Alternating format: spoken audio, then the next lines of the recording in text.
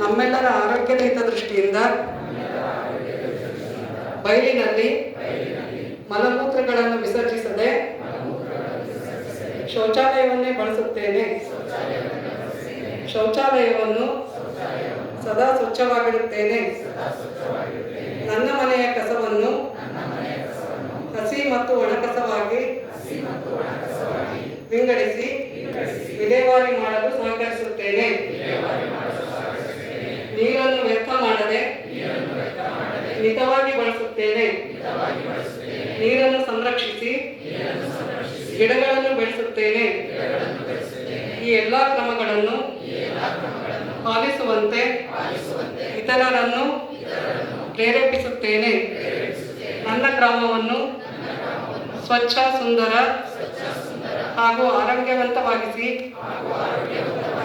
ದೇಶಪ್ರೇಮಿ ನಾಗರಿಕನಾಗಿ ಸೇವೆ ಮಾಡುವುದಾಗಿ ದೃಢ ಪ್ರತಿಜ್ಞೆ ಮಾಡುತ್ತೇನೆ.